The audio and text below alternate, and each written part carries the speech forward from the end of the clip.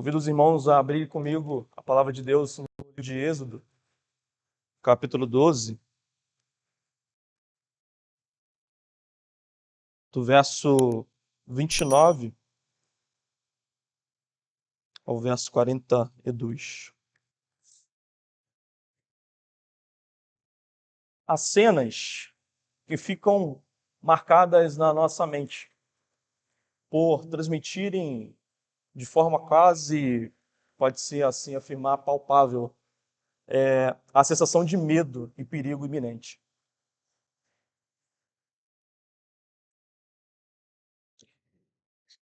Quem já leu ou assistiu Senhor dos Anéis, A Sociedade do Anel, deve lembrar-se do momento em que Frodo, Sam, Merry e Pippin são encurralados pelos Cavaleiros Negros. O ambiente parece se fechar a cada dia, a cada momento. O perigo é real. E parece, aparentemente, que não há saída. A sensação é que escuridão finalmente o alcançaria.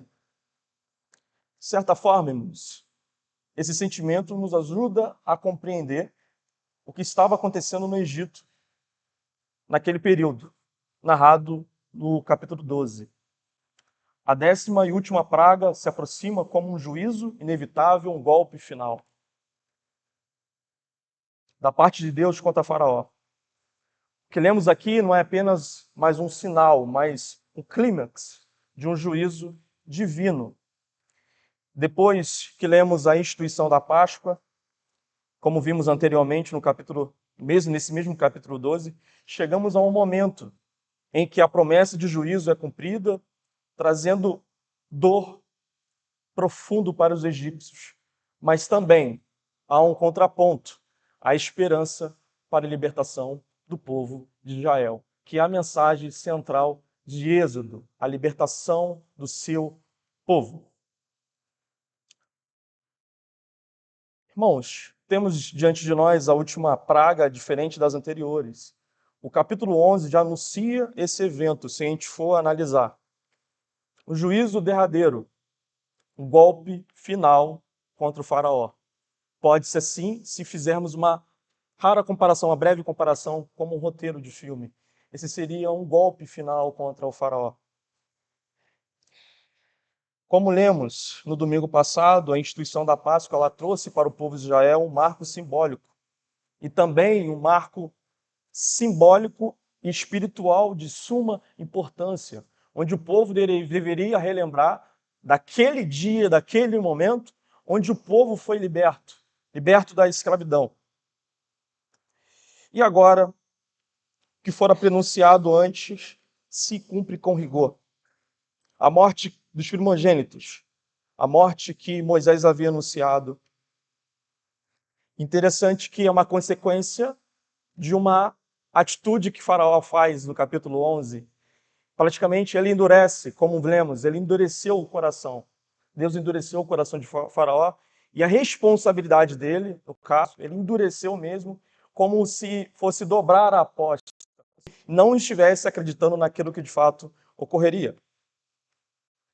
E antes, irmãos, de fazermos uma exposição do texto, precisamos ter um pano de fundo. Por que os primogênitos? Por que falamos sobre os primogênitos? Por que Deus atingiu os primeiros? Aquela figura simbólica. Por quê? Qual a importância dos primogênitos dentro da cultura do povo de Israel? O que significa para eles? O filho mais velho, irmãos, é isso a gente precisa compreender para ler o texto de forma mais clara. O filho mais velho, ele não apenas recebia a herança principal, como vemos no caso de Jacó e Esaú, mas também tinha uma preparação para ser o provedor, o responsável pela continuidade da família. O primogênito representava segurança, herança e o mais importante, o futuro. Quando se fala de primogênito, o sentido que devemos compreender dentro do texto, a gente não pode atropelar para um contexto atual nosso, onde o conceito de família ela pode ser um pouco distorcido. O primogênito dentro da cultura hebraica era muito forte, não só da cultura hebraica, né, como vemos o povo do Egito, mas a cultura antiga. O primogênito era a provisão, a segurança e o futuro. Por isso a morte dos primogênitos para os egípcios foi devastador. Atingiu o coração da estrutura tanto familiar e também cultural, a continuidade daquele povo. Por um outro lado, contrapondo, vamos ler no próximo domingo, capítulo 13. A preservação dos primogênitos israelitas significava continuidade e vida para aquele povo que foi escolhido. Importante a gente compreender esse contexto para falarmos do que significa a primogenitura. Por isso que quando lemos a discussão que se tem, por exemplo, de Jacó e Esaú, era muito mais além do que apenas o fato dele ser um irmão mais velho. Significava aquele que receberia a herança, aquele que representaria e seria o futuro daquela família. Vamos para o texto, do verso 29 ao 33. À meia-noite, cumprindo a profecia, a morte visitou cada casa no Egito, alcançando também os animais. No texto, irmãos, lemos que, cumprindo a profecia do capítulo, a partir da meia-noite, a morte chegou na casa dos egípcios. O castigo da nação não se estendiam até as pessoas, mas também aos animais, desde da pessoa mais honrada, aquele que também estaria como preso, como destacado no verso 5 do capítulo 11. E Faraó, irmãos, sabia o que tinha acontecido, que essa não era simplesmente uma praga. Um texto, um termo hebraico, essa praga, a décima praga, ela pode ser tratada como se fosse um juízo final. O termo hebraico é um pouco diferente dos outros. Significaria um golpe final, um juízo final, que vai além do entendimento de uma praga. Parecia que Faraó, de forma paralela, tornou-se a entender a gravidade dos seus atos, a gravidade do pecado que vinha à tona. E um tom completamente diferente dos anteriores, ele solicita uma audiência com Moisés, se formos analisar o texto. Antes, irmãos, Moisés ia até o encontro de Faraó e falava para ele profecias, falava para ele sobre coisas que poderiam acontecer, que aconteceu, coisas que aconteceram. Agora, irmãos, é Faraó que vai até Moisés. Faraó entende a gravidade do problema. Faraó entende a complexidade. E dois pontos interessantes que vemos aqui em Faraó podem ser lições práticas para nós. A primeira delas, irmãos, é sobre a gravidade do pecado. Passa despercebido. Mas em determinadas situações, o pecado ele só se torna grave, só compreendemos a gravidade realmente do pecado quando ele está na nossa frente de forma prática. A consequência do pecado, visto de forma clara, prática, muitas vezes nos dá um baque. Realmente, eu não dei o devido valor àquela palavra, eu negligenciei aquilo que realmente deveria fazer como cristão. E isso, irmãos, trazendo um pouco para um contexto mais atual, é muito importante para nós. Claro, estou falando apenas de um ponto prático. Mas se formos analisar a gravidade que muitas das vezes o pecado, a negligência que fazemos o nosso papel de cristão, negligenciamos o nosso dever como esposo, como marido, como esposa, como pai, pode nos trazer consequências terríveis. Só que só vemos isso na prática. Quando lidamos com os nossos filhos, como lidamos com o nosso trabalho, como lidamos com nosso dia a dia. E um outro ponto interessante, um guia prático, nessa primeira passagem de Faraó, com base na reação dele, tem a ver com a natureza de Deus. A questão dele ser mais poderoso e ele mostrar esse poder a Faraó. Se formos analisar o povo do Egito, a nação egípcia, uma nação rica naquele período, se você olhar para uma pessoa como o Faraó naquele tempo, naquele espaço de tempo, e questionar a ele o que ele poderia temer, eu acho que poucas coisas ele poderia temer. Somente uma pessoa mais poderosa que ele poderia fazer ele se curvar do jeito que ele fez. Isso é uma outra lição. Para dobrar alguém poderoso, somente com um poder maior para fazê-lo. E Deus fez. E ele entendeu na prática de quem de fato é poderoso. Eu lembro de um amigo, um pastor, e ele, um dia, a gente conversando a respeito de como evangelizar pessoas. E ele falou a dificuldade que ele tem de evangelizar uma pessoa que tem muito dinheiro. Uma pessoa que se declara ateu e que ela possui muitas riquezas, que é uma pessoa muito poderosa. Como eu consigo evangelizar aquela pessoa se ela pode falar, mas eu tenho isso, eu não preciso daquilo? Talvez somente alguém mais poderoso do que nós consegue fazer com que aquela pessoa se renda ao verdadeiro Espírito. Por isso que o nosso papel é evangelizar independentemente. O trabalho é de Deus. É o Espírito que convence o homem do pecado e do juízo. O pedido era que todo o povo de Israel, juntamente com tudo o que acompanhava, saísse do Egito. E não somente foi um pedido de Faraó, mas observe no verso 33 do capítulo 12. Os egípcios insistiram para que todo o povo saísse. E aqui podemos ver que a lamentação de Faraó e os oficiais não era apenas por ter acontecido um fato com eles, especificamente de forma individual, mas a todo o povo. O sentimento que a decisão dele de ser mais resistente à profecia de Moisés, da morte, poderia custar a existência do seu povo. Porque no verso 33, todo o povo do Egito afirma: todos morreremos. A consequência do pecado estava resultando no fim do povo. E foi uma pessoa que tomou essa decisão. Só que veremos mais à frente, irmãos, que a responsabilidade não era somente de Faraó, mas era do povo do Egito também. Dos versos 34 e 36, irmãos, vemos que o tratamento do povo de Israel escravizado antes mudou de forma repentina. Se formos analisar, agora são os egípcios que dão os itens aos israelitas, mas não como forma de favor.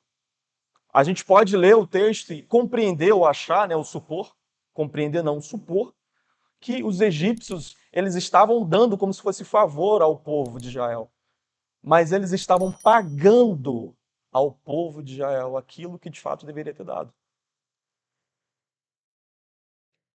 O fato ocorrido fez com que quase todo o povo desse uma indenização pelos anos trabalhados. E aqui, como eu falei anteriormente, irmãos, vemos que a responsabilidade humana não estava somente depositada nos líderes egípcios, não estava somente focada no faraó. Se lemos que existia escravidão, sofrência, também quando lemos Êxodo, devemos compreender que os egípcios também possuíam a sua parcela de responsabilidade e consequência dos seus atos pecaminosos. Quando lemos que morreu não somente o filho de Faraó, mas de todos, devemos compreender que todos possuem a sua responsabilidade como povo, porque eles também estavam julgando o povo de Israel.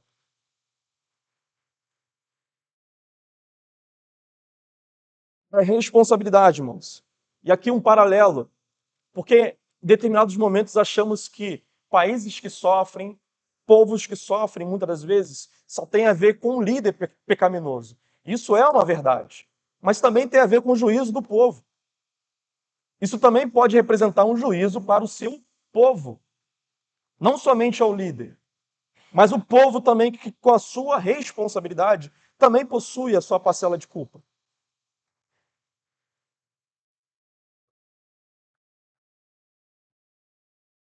Em um dos versos, irmãos, olha a importância didática que Deus ele constrói o seu povo. Em um dos versos, é inaugurado, podemos assim afirmar, uma forma correta de tratamento ao seu servo, caso ele precise sair. O tratamento é dar ao servo o que ele necessita para comer e recursos para que ele tenha como sobreviver. Observe que o povo de Israel está pedindo ao povo ouro, prata, está dando de profunda vontade como uma forma de indenização. E aqui, irmãos, em Deuteronômio capítulo 15, se formos ler, é a mesma forma como Deus institui a lei aos servos. Quando o seu servo tiver que sair, você dê o que comer, você dê ao que sobreviver. Lembra-se de Êxodo. Lembra-te como eu libertei o seu povo. A função didática que Deus ele governa o seu povo e a importância dos símbolos. Como é que isso passaria de geração para geração? Isso dependeria, irmãos, de memorizar isso e de passar de povo para povo. Dos versos 37 ao verso 39, irmãos, o povo inicia a trajetória de saída. Até aquele momento, se formos fazer uma cortina, abre aspas, o povo estava se preparando para sair. Do verso 37 a 39, o povo começa a ir embora. No verso 37 é relatado o número de pessoas, de cerca de 600 mil, sendo somente homens 600 mil. E aqui um paralelo, não podemos descrever ao certo o número de todo o povo, porque aqui estamos falando apenas de homens, mas tem mulheres, crianças. Também tem um que é chamado aqui de misto de gente, que pode ser também considerado o povo egípcio no meio, imigrantes, um povo que casou com uma hebreia, uma pessoa que casou com uma hebreia. A proximidade que a cidade de Ramassés para Sucote, como ele mostra aqui no texto, se formos analisar pelo mapa do Egito, estamos chegando próximo do Mar Vermelho. E nessa primeira parte da viagem, irmãos, vemos que um dos primeiros obstáculos do povo começa a existir. Quando lemos no verso 34 que houve a retirada do pão, observe, irmãos, verso 34. O povo pegou a sua massa de pão antes que levadasse. Ok? Houve a retirada do pão sem levedar, ou sem fermentar. Significa que aquele pão, aquele alimento, como aprendemos na aula não, irmãos, na mensagem anterior, o pão era o alimento principal do povo. E como eles levaram sem um devido fermento, o pão existiu para pouco espaço de tempo. Parte teve que ser jogado fora. E a parte que teve que se alimentar em pouco espaço de tempo. Então a fome começou a rondar ao povo de Israel. No verso 40 a 42, irmãos, é a última parte da nossa exposição. Fechamos o ciclo nessa última parte. A lembrança de quantos anos o povo passou do Egito, de que Deus sustentou o seu povo durante esse tempo todo, e a obrigação de lembrar, naquele exato dia, Deus tirou o povo da escravidão. Assim como a Páscoa, irmãos, assim como a Páscoa, todo o evento que ocorreu precisaria ser memorizado para o povo. Deveria ser relembrado ao povo. Por quê? Isso constitui a existência da história. Isso constitui a continuidade do povo, a continuidade daquela cultura, a continuidade da adoração a Deus. E Deus queria que o povo relembrasse dos feitos, relembrasse que naquele exato dia ele os livrou da escravidão, ele os livrou daquele jugo. A importância didática, se a gente for analisar mais uma vez, a importância didática, como no verso 42, essa noite será dedicada ao Senhor, porque nela tirou da terra do Egito.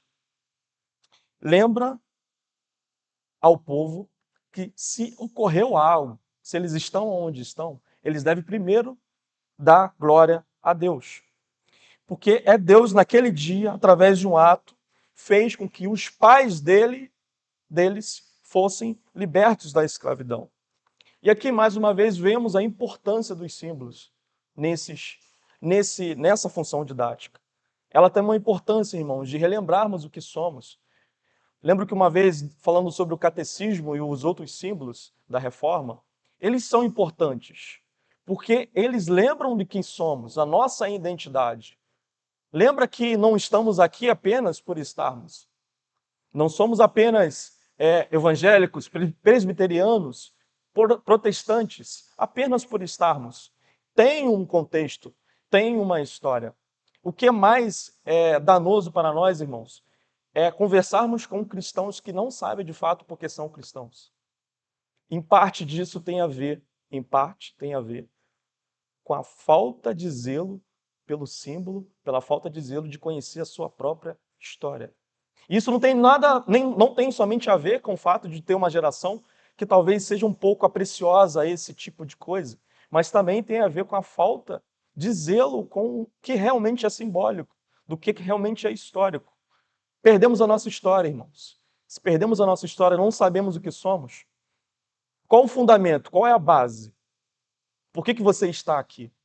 São perguntas que podem nos acarretar e devemos ter as respostas. Pedro fala isso para nós. Ok, irmãos? Vamos para algumas lições que o texto nos deixa. Acredito que, se olharmos para o texto, aqui existem muitos atributos de Deus. Eu queria falar com os irmãos sobre alguns que mais nos chamam a atenção. A primeira delas é a imutabilidade. O que seria imutabilidade? Um Deus que não muda. Quando dentro da nossa teologia reformada afirmamos que a Bíblia, esse é um ponto, é a palavra de Deus inerrante e infalível, não apenas estamos repetindo um termo, estamos falando da natureza do Deus que servimos. A palavra dele possui como base a imutabilidade. Um atributo que o nosso Deus, diferente de qualquer outro, não muda daquilo que fala. Certos conceitos modernos colocam em xeque esse atributo como se Deus estivesse em constantes mudanças. O Deus em quem servimos, e até isso é base para a nossa teologia, é o Deus que não muda. É o mesmo Deus aqui, é o mesmo Deus em Romanos. Lembro que uma vez a gente conversando sobre a respeito de salmos imprecatórios, é comum as pessoas confundirem o teor do salmo imprecatório. E um dia eu vi, por isso que eu falo da importância do conhecimento, eu vi um presbiteriano conversando comigo, falando que tinha dificuldade de compreender o salmo imprecatório, porque ele compreendia que o antigo Deus do Antigo Testamento era um, o Deus do Novo Testamento era outro. Ora, estamos falando de Deus imutável, irmãos. Um Deus que não muda. Como podemos distinguir? A grande questão é a revelação. O que estava revelado no Antigo Testamento, ela é progressiva. A partir do momento que, quando olhamos o Novo Testamento, temos toda a ciência do Antigo Testamento. Uma coisa liga a outra. O nosso Deus é um Deus imutável. Ele não está em constante mudança. O mesmo Deus que endureceu o coração de Faraó é o mesmo Deus que castigou Herodes. Deus, na sua onisciência e no seu poder, realiza o seu querer de forma única. Não existe diferença. Se falamos que a Bíblia é a palavra inerrante, da palavra de Deus inerrante, que ela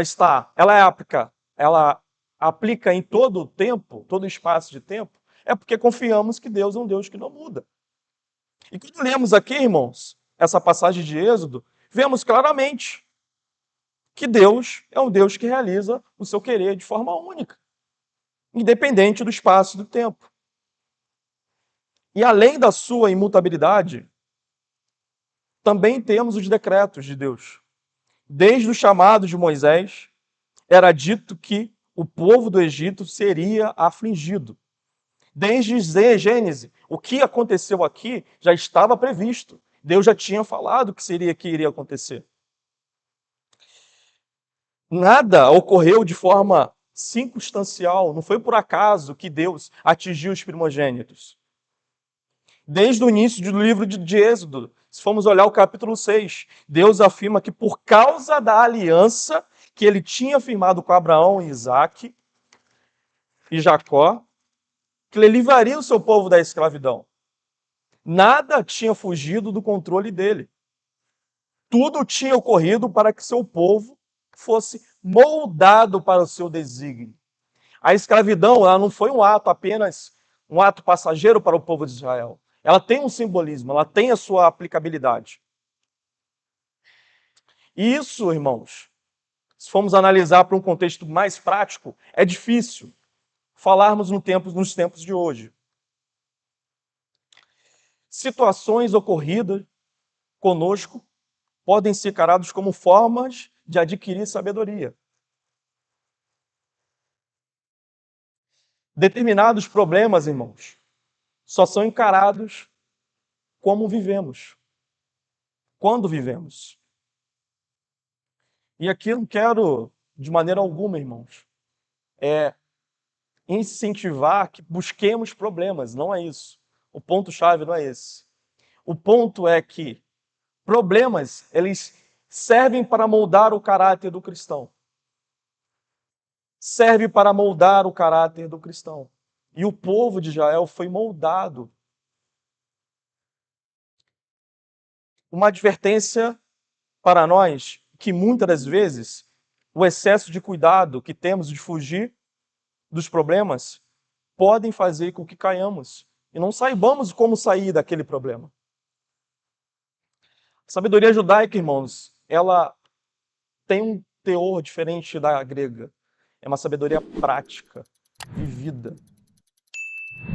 Para um judeu, para um hebreu, você não era naquele tempo um sábio porque você era uma pessoa inteligente, pode-se assim afirmar, mas porque você conviveu, você viveu e você teve a oportunidade de aprender. É muito comum fazermos uma rápida análise de pai e filho. Um dia, conversando com um amigo meu, ele falou assim para mim, uma seguinte frase, né, que é muito comum. Quero dar para minha filha, para o meu filho, aquilo que eu não vivi. Isso pode ser um pouco problemático. Não estou aqui afirmando de forma literal que é tudo isso problemático, não. Isso pode ser um pouco problemático. Se acharmos que os nossos filhos, eles não precisam passar por turbulência. Existem exemplos práticos de que as pessoas elas precisam viver para conseguir sair daquele problema. Exemplos práticos. Eu aqui estou afirmando que isso não é regra, é lei. Mas a prática, ela sempre aperfeiçoa o caráter. E o caráter do cristão também é através dos problemas que somos levados a orar, somos levados a congregar, somos levados a aprender um pouco mais. E os decretos, irmãos? O que os decretos de Deus têm a ver com isso? É Deus que decreta que tudo ocorrerá, que todo o seu desígnio, mesmo que seja para o nosso mal, abre aspas, é Deus que nos leva para aquele problema, para que aprendamos como sair, para que moldamos o nosso caráter cristão. Como um atleta, como Paulo afirma várias e várias vezes, como um atleta consegue ser aquele atleta que vemos na televisão, através de treino, esforço. E muitas vezes problemas, eles ocorrem para que moldamos o nosso caráter. Irmãos, terceiro e último atributo de Deus que eu queria compartilhar com os irmãos nessa 10ª praga é a justiça.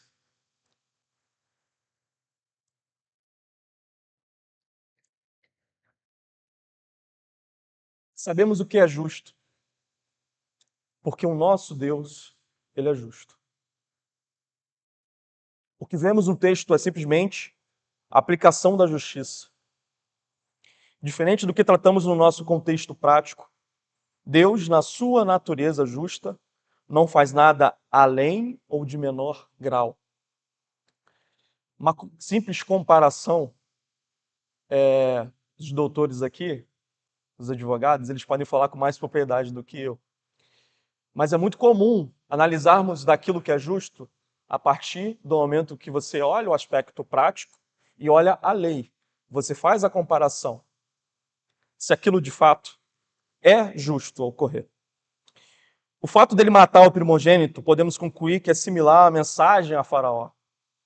Ao mesmo tempo que você tenta impedir o meu povo de sair e se consolidar como uma nação, eu mesmo acabo com o seu povo e a continuação dele.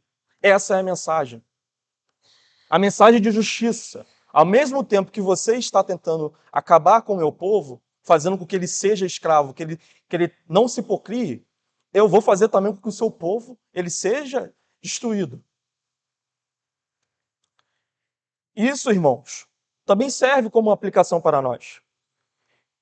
Deus, quando ele aplica a sua ira contra o pecado, e aqui uma expressão forte que a gente precisa falar nos tempos de hoje, mas é preciso falar. Deus, quando aplica a sua ira contra o pecado e leva o pecador para o inferno, ele está realizando justiça. Nos tempos de hoje, precisamos reafirmar a justiça de Deus. E o que ele faz com o pecador que não se arrepende? O inferno. Se somos salvos, irmãos, é porque a graça de Deus foi derramada em nós. A grande diferença de nós para o egípcio, que teve a sua casa invadida, é que quando Deus ele bate na nossa porta, o sangue de Cristo é que está derramado nela. Essa é a única e principal diferença. Nada mais pode diferenciar ou aplacar a ira de Deus, senão o sangue do Cordeiro Santo. Isso é uma verdade que precisa ser dita. A justiça de Deus. Deus é um Deus justo. É muito comum afirmar somente sobre os aspectos bons, mas precisamos falar daquilo que é certo. A justiça de Deus não é igual à justiça que vemos. Deus não é um Deus, apenas um Deus amoroso. Ele é um Deus, ponto. Ele é um Deus perfeito em todos os atributos dele. Seja o amor, seja a justiça, tudo de forma equilibrada. Ele não é mais amoroso do que justo. Não, ele é justo e amoroso. E ao mesmo tempo, irmãos, que vemos que isso é uma advertência para nós, também é um alento para o verdadeiro cristão. Tanto a justiça de Deus, representada pela sua ira, demonstra a natureza do nosso Deus, que não tolera o pecado. Aos que praticam o mal, aos que semeiam injustiça e se alegram de feito tal coisa. Isso é uma advertência. Algo muito ruim virá. E não sou eu que afirmo isso.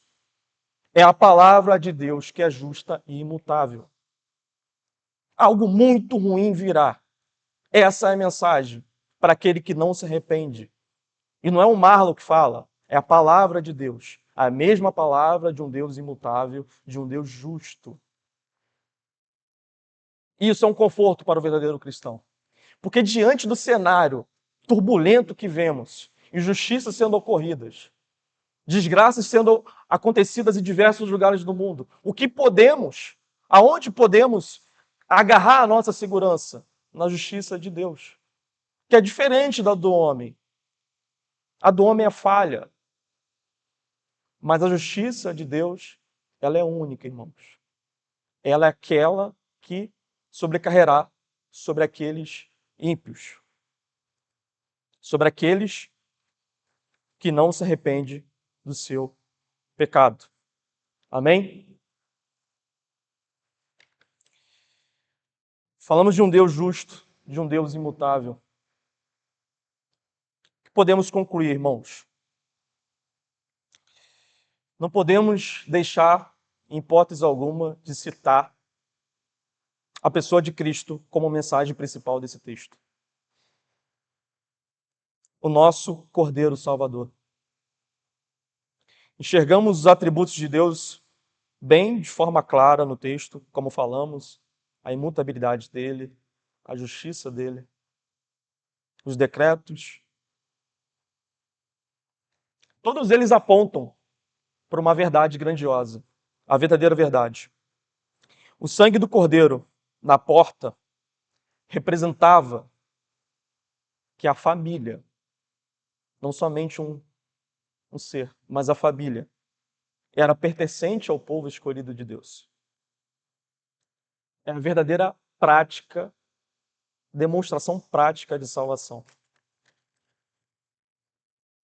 A tipologia em Cristo. Cordeiro, o sangue, representa a nossa salvação, irmãos.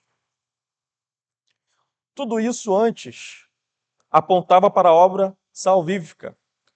Agora, quando Deus olha para nós, ele precisa enxergar o sangue de Cristo em nós.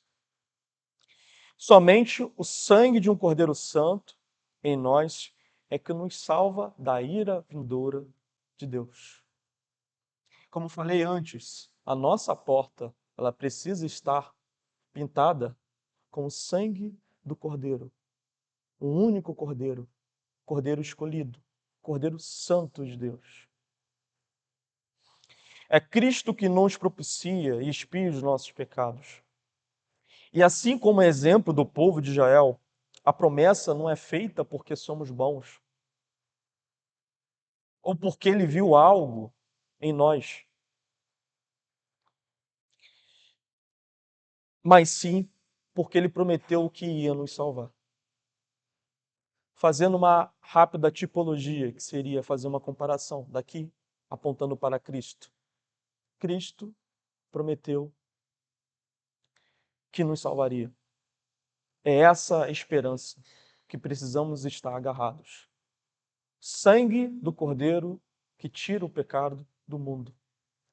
É essa confiança, é essa promessa que temos. Assim como o povo de Israel tinha a promessa de que Deus iria salvá-lo, nós temos a promessa, irmãos, que Deus nos levará com ele. Ele prometeu que ia nos salvar, assim como o povo de Israel. Ele tem uma promessa com o seu povo. E como falamos, um Deus imutável, ele não muda. Ele prometeu e ele irá cumprir. Por último, irmãos, o nosso descanso. São chamados para o dia de hoje, para você que veio aqui. O que nos causa inúmeras vezes cansaço é a culpa que o pecado nos faz sentir. Em Mateus 11, 28, Cristo chama quem está quem está com esse fardo do pecado, com essa culpa que o pecado traz, para descansar nele. O fardo de culpa que carregamos, somos chamados para descansar em Cristo, não em nós mesmos. Hoje você pode ter vindo aqui, irmãos, sobrecarregado, com um problema que sozinho você não vai conseguir resolver, que é o pecado. A confiança que nós precisamos ter na peregrinação cristã não pode estar somente amparada em nós. Ela precisa estar amparada em Cristo. Ele é o verdadeiro descanso. Um exemplo, né? Como lemos no peregrino, o fardo,